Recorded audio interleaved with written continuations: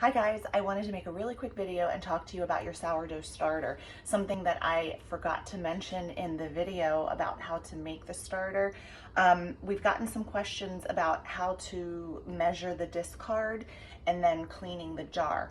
When I measure my discard, I honestly eyeball it because I usually use my discard to make pancakes, and I think I mentioned in the video that I make a batch of pancakes and then I will stick them in the freezer for future use. I hate throwing anything away.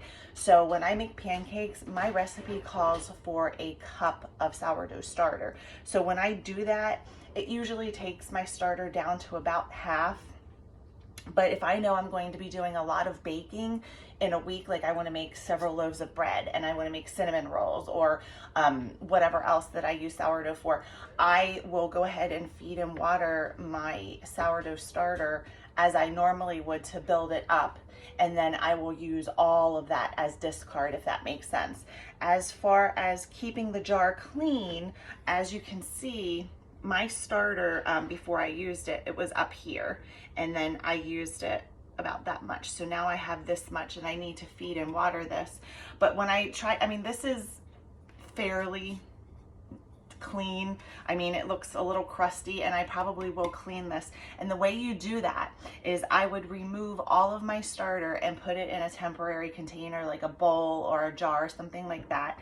I will take this gallon jar and I will clean it with hot soapy water and rinse it really, really well to make sure there is no soap in there at all, and then dry it really well. Once that's done, I then put my starter back in here because this is its permanent home with, you know, the glass lid. I also, when I'm feeding and watering my starter, I try to make sure to scrape on the sides so that there's not a lot left on the sides. But sometimes, you know, when you're dipping it out, it gets on the side. That's what happens.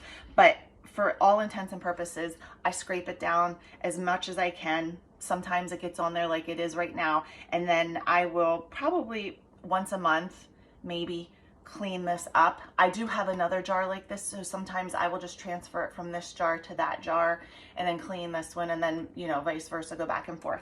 So I hope this has helped. If you have any other questions, please reach out. We love answering questions and we love making this content for you.